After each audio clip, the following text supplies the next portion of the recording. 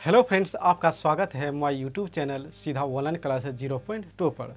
तो आइए आज देखते हैं एनसीईआरटी बुक 10th क्लास का सब एग्जाम्पल आज देख लेते हैं। एक ही वीडियो में सब एग्जाम्पल होगा। तो पहला एग्जाम्पल है कि एचसीएफ ज्ञात करना है। देखिए बोर्ड पर दिया गया सवाल है। इसमें देखो दो संख्या दिया रहेगा, एक बड़ी संख्या और एक छोटी संख्या दिया रहेगा। तो इसमें दोनों संख्या को मान लेना है ए बी में। देखो बड़ी संख्या को मानना है ए और छोटी संख्या को बी मानना है। लिखो यहाँ ए इजकल टू 12,576। तो बी इजकल टू कितना होगा 4052। इसमें क्या करना है, यूक्लिड विभाजन परिमेयिका लगाना है। परिमेयिका से एचसीएफ ज्ञात करना है। तो यूक्लिड विभाजन परिमेयिका है क्या, चलो जान लेते हैं भी।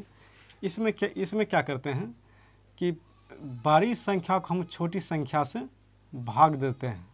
देखो भागते हैं तो भागफल क्यू बार में भाग लगता है और शेष आर बचता है। तो भाज्य बराबर सूत्र क्या होता है, ए इजकल टू सूत्र होता है बी गुना क्यू, यानी कि बी क्यू प्लस यार, यानी कि भाज्य बराबर सूत्र होता है भाज्य बराबर भाजक गुना भागफल प्लस क्या है, प्लस शेष होगा यहाँ पर। तो भाज को हम सूचित करते हैं, भाज को हम ए से सूचित करते हैं, भाजक को बी से सूचित करते हैं, भागफल को क्यू से सूचित करते हैं और शेषफल को हम आर सूचित करते हैं। तो इसी संख्या कहते हैं बी क्यू प्लस आर। कौन सा रूप में है, तो देखो A equal to B Q plus R के रूप में है।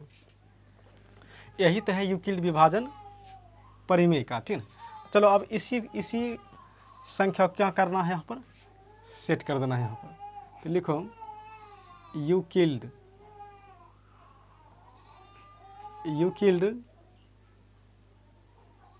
विभाजन परिमेयिका से। तो यूक्लिड विभाजन परिमेयिका से क्या होता है, A equal to B Q plus R. बस इसी पर इसको सेट कर देना है, बस आराम से बन जाएगा ये। चलो इसको मिटाते हैं क्योंकि इधर भाग करना है।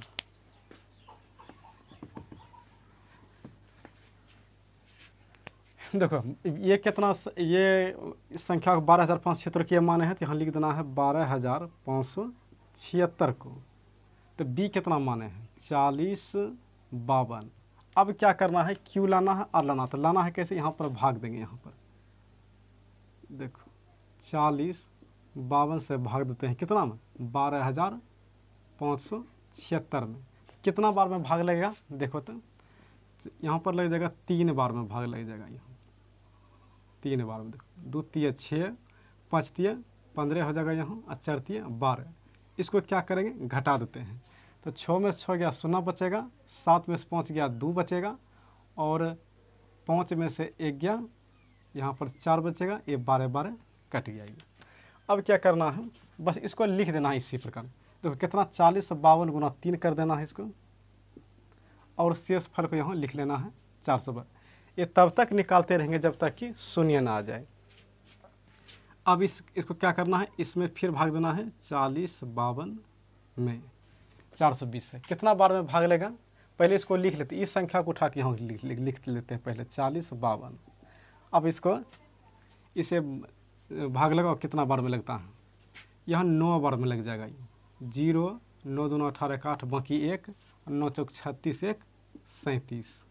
घटाओ जब, तो 2 के 2 बच गया, 15 में 60 7 बचा, यहाँ पे कितना 9 9 में 7 गया 2 बचा, यहाँ 3 3 कट गया। बस इसको लिख देना है 420 गुना 9, और शेष कितना बचा 272। अब इस संख्या को उठा के यहाँ कर देना है 420 कर देना है। अब फिर भाग लगाएंगे इसे 420। तो कितना बार में भाग लेगा, 27 दूना 54, 2 बार में तो लगेगा नहीं, 1 बार में लग जाएगा। यहाँ 272, 8 बच गया, 10 में से यहाँ 11 में 7 गया 4 बचा, यहाँ 3 में 1 बचा। इसको लिख लेंगे, पहले क्या लिखेंगे 272 गुना कितना 1, और शेष कितना बचा 148 बचा। अब 272 को यहाँ पर लिख लेंगे, फिर भाग देंगे 272 से 148 से, क्या कहेंगे 148। चलो यहाँ भाग देते हैं 148 से, शेष फल में भाग देंगे 272 में। कितना बार में भाग लग जाएगा ये?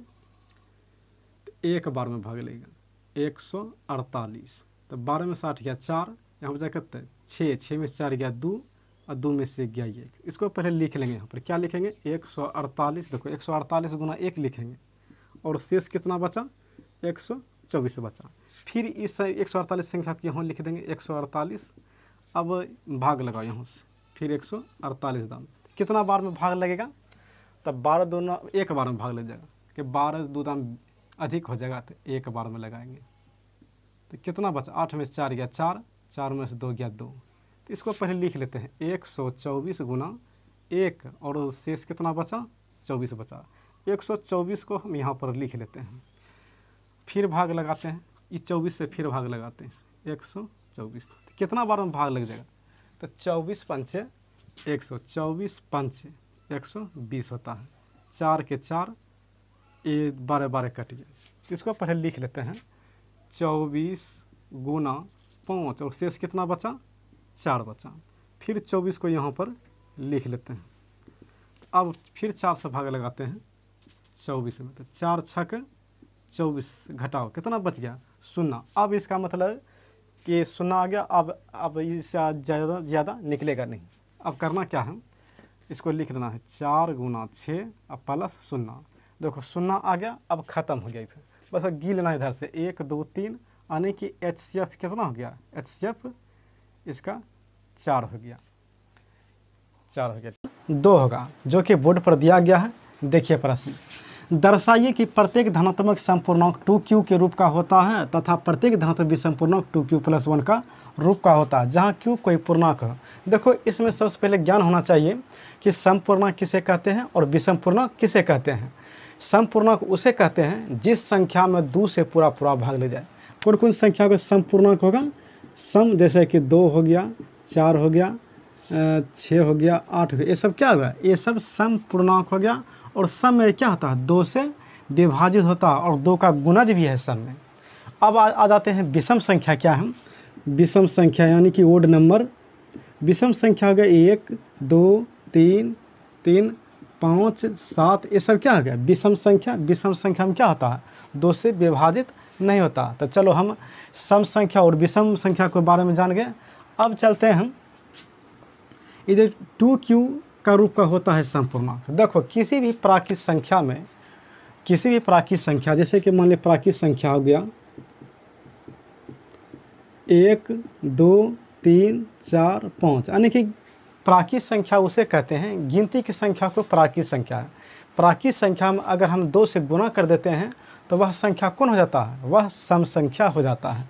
चलो देखो करो तो गुना, जैसे 2 से गुना कर दिए तो 2 हो गया, इसमें भी 2 से गुना कर दिए तो 2 हो 4 हो गया, इसमें 2 से गुना के 6 हो गया, यानी कि इसमें 2 से गया 8 हो गया, इसमें 2 से गुना करेंगे कितना हो गया 10 गया।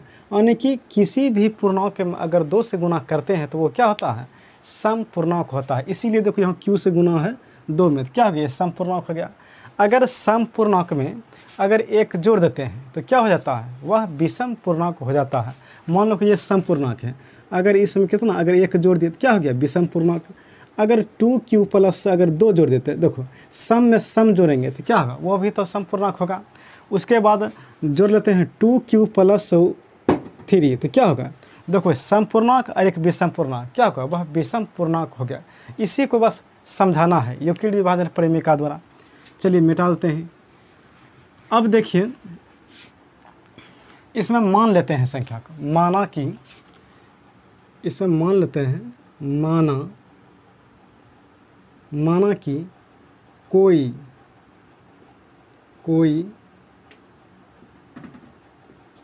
धनात्मक पूर्णांक a है तथा b = 2।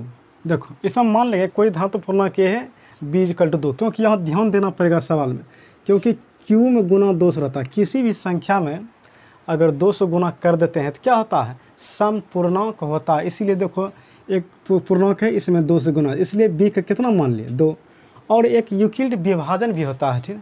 यूक्लिड विभाजन क्या है, आइए समझते हैं। यूक्लिड विभाजन है कि छोटी संख्या से हम बड़ी संख्या में भागते हैं। मानो कि कोई संख्या है, अगर 20 से भाग दिए तो क्यू बार में भाग लेगा और शेष बचा कितना, आर।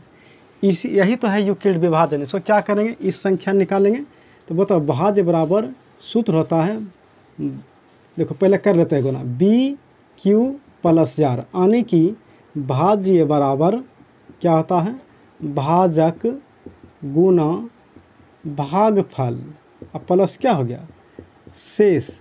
इसी को तो यही रूप में तो है A equal to B Q plus R, यानी कहने का मतलब हुआ कि ए भाज्य को हम ये मानते हैं, बी को भाजक मानते हैं, क्यू को भागफल मानते हैं, आर को शेषफल मानते हैं। इसीलिए यहाँ संख्या हम माने कि मानो कि कोई धातु पूर्णांक है, यानी कि मानो कि कोई संख्या ये है, ठीक है। और बी 2 माने, क्योंकि यहाँ किसी भी पूर्णांक में अगर 2 से गुना कर देते हैं तो वो क्या होता है, सम पूर्णांक होता है। इसीलिए यहाँ देखो कोई पूर्णांक में 2 से गुना है, इसीलिए हमें देखो बी से जब गुना करें क्यू होगा। अब देखो क्यू के गुना में कौन है, बी, इसीलिए तो क्यू के गुना में कौन है, 2, इसीलिए बी इक्वल टू 2 माने। अब क्या करना है, देखो अब करना है यूक्लिड विभाजन परिमेयिका से, तो लिखेंगे यहाँ पर यूक्लिड विभाजन परिमेयिका से। देखो यूक्लिड विभाजन परिमेयिका से क्या मानेंगे कि A equal to B Q plus R. इसमें एक कंडीशन होता है कि जहाँ आर का जो मान है ना, आर का मान 0 से बड़ा या बराबर होता है, आर का मान, क्योंकि आर का मान बी से जब होगा तो छोटा ही होगा, ठीक। आर का मान और आर का मान बी से हर हमेशा क्या होगा, छोटा होगा, ठीक। आर का मान 0 से बड़ा और बराबर होता है और बी से हर हमेशा क्या होगा, देखो बी से हर हमेशा यहाँ क्या होगा, छोटा ही होगा। चलो अब देख लेते हैं यहाँ A equal to B Q plus R, इसको समीकरण 1 मानेंगे। और यहाँ जो आर के जो मान है क्या 0 से बड़ा और बराबर, देखो बी के कितना मान है 2, यानी कि 2 से हर हमेशा क्या आर का मान होना चाहिए, छोटा होना चाहिए। इसीलिए आर का संभव मान हो गया, देखो आर का संभव मान कौन कौन लेंगे, यानी बी से छोटा लेंगे, आर का संभव मान कौन कौन हो जाएगा, देखो 0 हो जाएगा, 1 हो जाएगा। क्या आर से छोटा लेना, यानी कि बी से छोटा ही लेना है, तो कितना तक आ जाएगा, 0 और 1 हो जाएगा, 1 हो जाएगा। अब क्या करेंगे, अब 0 और 1 को समीकरण 1 में सिर्फ बैठा देंगे इसको। तो चलिए समीकरण 1 कितना माने हैं, 1 माने हैं। तो समीकरण लिखो, जब आर बराबर 0 समीकरण 1 में रखने पर तो समीकरण 1 कितना माने हैं, A equal to B Q plus R, यानी कि बी की जगह देखो बी की जगह कितना माने हैं 2, यहाँ पर 2 लिखेंगे, क्यू जैसे तैसे उतार देंगे। आर कितना है, आर का मान 0 है, तो क्या हो गया 2 क्यू हो जाएगा। तो बता 2 क्यू कौन से पूर्णांक है 2 क्यू देखो सम पूर्णांक का रूप है, तो यहाँ पर लिख देंगे 2 क्यू सम पूर्णांक का रूप है। अब क्या करेंगे यहाँ पर ना, अब क्या करेंगे आर का मान अब कितना रखेंगे, 1 में रखेंगे ना। लिखो जब आर बराबर 1 समीकरण कितना 1 में रखने पर, तो समीकरण 1 कितना है, तो समीकरण 1 है, यहाँ पर लिख देते हैं, ठीक, मिटाते हैं। देखो जब आर का मान समीकरण 1 में रखने पर, तो समीकरण 1 कितना है, देखो A equal to B Q plus R. तो देखो बी का मान 2 है, क्यू जैसे तैसे उतार देंगे। आर का मान अभी कितना रखेंगे, आर का मान 1 रखेंगे यहाँ पर। तो बताओ कौन सा रूप हो गया ये, देखो 2q + 1 कौन है, विषम का रूप का है, इसीलिए यहाँ कहेंगे कि 2q + 1 विषम पूर्णांक है, विषम रूप का है। बस हो गया। अब लिखना है क्या कि अतः लिखेंगे, अतः प्रत्येक धनात्मक समपूर्णांक 2q रूप का होता है और प्रत्येक विषम पूर्णांक 2q+1 रूप का होगा। बस यही इसका आंसर हो गया। बहुत आसान भाषा में हो गया इसे। तो आइए अब देख लेते हैं 3 नंबर प्रश्न। 3 नंबर प्रश्न 2 नंबर के ही जैसा है। इसको करना क्या है, इसमें भी उसी तरह मान लेना है। देखो इसमें क्या है कि माना कि कोई धनात्मक पूर्णांक a है तथा देखो b कितना मानेंगे। देखो b मानना है बहुत आसानी, इसमें सवाल देखना पड़ेगा। b कितना दिया है, देखो इसी तो छुपा रहता है BQ+4, यानी कि b को कितना मानना है, 4 मानना है।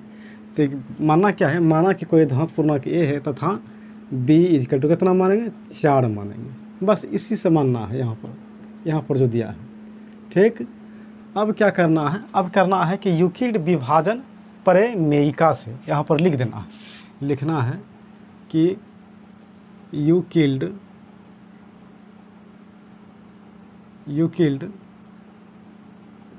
विभाजन प्रमेयिका से क्या होता है यूक्लिड विभाजन प्रमेयिका। आइए चलो एक बार फिर से इसको देख लेते हैं। यूक्लिड विभाजन प्रमेयिका है कि बड़ी संख्या में हम छोटी संख्या से भाग देते हैं तो कितना बार में भाग लगेगा, तो ये भाग q बार में लग जाएगा और बचेगा शेष कितना, शेष r बचेगा। तो फिर इसमें एक कंडीशन होता है कि a यानी कि भाज्य बराबर भाजक कितना है b, भागफल कितना है q+r, यानी कि a BQ+r। अगर इसको हिंदी में अगर लिखा जाए तब a को हम भाज्य से सूचित करते हैं, भाज्य बराबर b को हम भाजक से और q को भागफल से और r को जो है ना, r को हम शेष यानी कि रिमाइंडर से सूचित करते हैं। यही है यूक्लिड विभाजन प्रमेयिका, यानी कि यही नियम है। तो इसको लिख देना है a = BQ+r लिख देना है।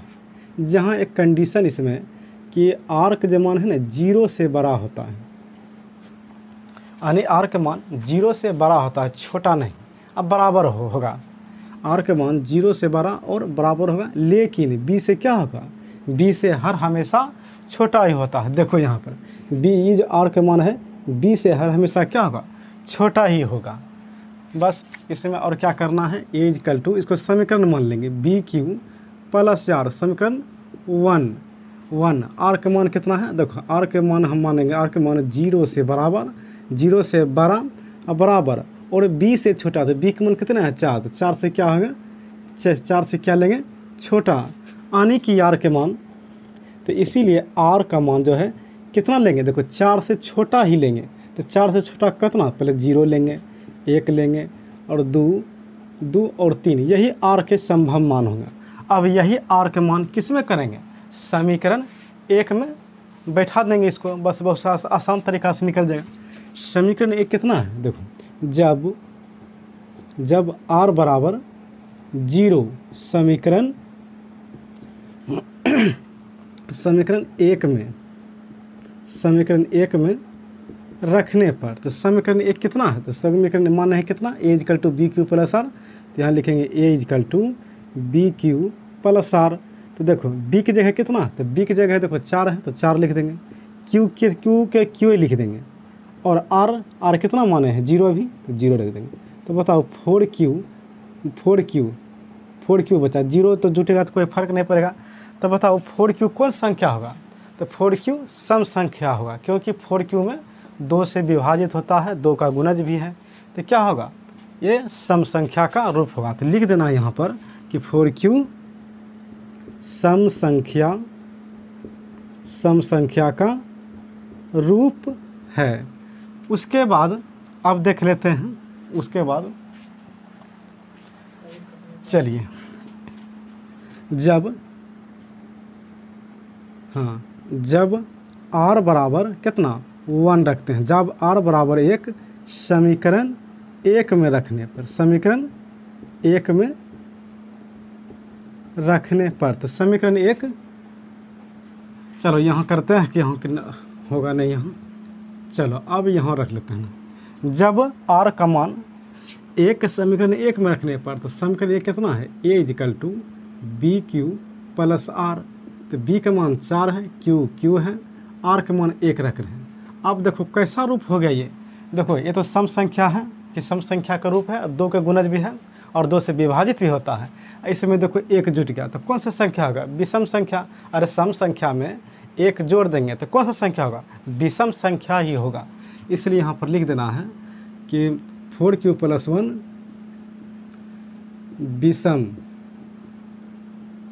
विषम पूर्णांक का रूप है।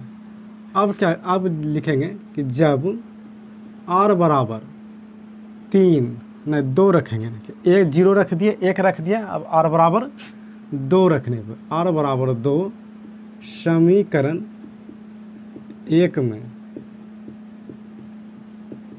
रखने पर, तो समीकरण रखेंगे a equal to B Q plus R, तो b का मान 4 रखेंगे, q और r का मान 2 रखेंगे। अब देखो कैसा रूप हो गया है, देखो 4q में यानी कि सम संख्या में 2 जोड़ दिया, यानी सम संख्या में अगर सम संख्या जोड़ क्या होगा, वो सम पूर्णांक ही होगा। तो यहाँ पर लिखेंगे सम पूर्णांक का रूप है, सम पूर्णांक का रूप है। अब क्या लगेंगे, जब r बराबर 3 समीकरण 1 में रखने पर, समीकरण 1 में रखने पर, तो रखो समीकरण कितना मानेंगे, a equal to B Q plus R, तो b का जगह 4 है और q की जगह q है और r कितना 3 रख रहे हैं। तो 4q प्लस आर, देखो सम संख्या में अगर विषम संख्या जोड़ देते हैं क्या होगा, यानी 4q + 3, तो विषम संख्या का रूप होगा। देखना 4q + 3 विषम संख्या का रूप है। तो अब क्या होगा, अब हो गया आंसर। अब इसे लिखना है, यहाँ लिखना है, अतः प्रत्येक धनात्मक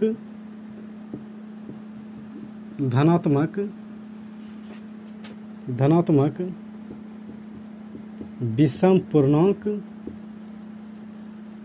4q + 1 और 4q + 3 क्यों कैसे मानेंगे, ये कहने कि 0 हो गया, ये देखो 4q सम पूर्णांक हो गया, देखो 4q + 1 विषम पूर्णांक हो गया, ये तो सम संख्या है। और देखो 4q + 3 कौन सा विषम पूर्णांक है, तो हमको बोल रहा है कि विषम पूर्णांक वाला ही लीजिए। तो विषम पूर्णांक का रूप होगा, कौन कौन होगा विषम पूर्णांक का रूप, तो 4q + 1 और 4q + 3 ये विषम पूर्णांक का रूप होगा। बस यही इसका आंसर हो गया। आइए अब देख लेते हैं 4 नंबर प्रश्न। 4 नंबर प्रश्न है, एक मिठाई विक्रेता के पास 420 काजू की बर्फियां और 130 बादाम की बर्फियां हैं। वह इनकी ऐसी ढेरियां बनाना चाहती है कि प्रत्येक ढेरी में बर्फियों की संख्या समान रहे तथा ये ढेरियां बर्फी की परत में न्यूनतम स्थान घेरे। इस काम के लिए प्रत्येक ढेरी में कितनी बर्फियां रखी जा सकती है। इसमें क्या है कि न्यूनतम स्थान कितना जगह छेके और अधिकतम से अधिकतम कितना रखी जा सकती है। तो ऐसा सवाल को क्या करते हैं, HCF ज्ञात कर लेते हैं। तो आइए देखते हैं, यहाँ लिखेंगे हल, काजू की संख्या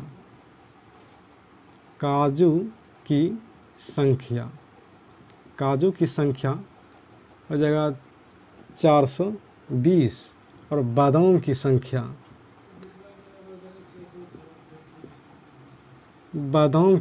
हो जाएगा 130। तो इसमें क्या है, चूँकि बड़ा कौन है इसमें तो 420 है, इसलिए लिखेंगे 420 बड़ा है कितना 130 से, यानी कि ग्रेटर देन हो गया 420 और बड़ा कितना है 130 से। इसको क्या करेंगे HCF ज्ञात कर लेंगे। तो मान लेते हैं यहाँ, माना कि A equal to 420, B equal to कितना 130। अब लिखेंगे यूक्लिड विभाजन, यूक्लिड विभाजन प्रमेयिका, प्रमेयिका से। यूक्लिड प्रमेयिका से क्या होता है कि A equal to BQ plus R, यानी कि B कितना है, A कितना है 420, B कितना 130। अब भाग दे देंगे, क्या करें 130 से भाग दे देंगे 420 में, 3 बार में लग जाएगा 33 39, यहाँ पर जाएगा 0 3, 12 0 गया 3, ये कटिए, फिर 30 से भाग देंगे 130 यानी 3 चौक 12 यानी 120, 0 3 2 1। पहले इसको लिख लेते हैं 130 गुना 3, 130 गुना 3 और कितना बचा 30। फिर इस संख्या को यहाँ लिखे लेंगे 130, यहाँ करेंगे 30 चौक 12 और शेष कितना बच गया 10 बचा। फिर क्या करेंगे 10 से भाग लगाएंगे फिर 30 में, 10 30, ये घड़ी कितना हो गया 0 हो गया, यानी कि 30 यानी कि 10 गुना 3 और शेष कितना बच गया 0। अब देखो क्या होगा, हो गया। अब HCF कितना निकले इसका 1 2 3, यानी कि इधर से लिख लेंगे 10। देखो HCF कितना हो गया 10। अब लिखेंगे कितनी बर्फियों रखी जा सकती हैं, तो लिख देना है कि बर्फियों की संख्या, लिखेंगे अतः, यहाँ अतः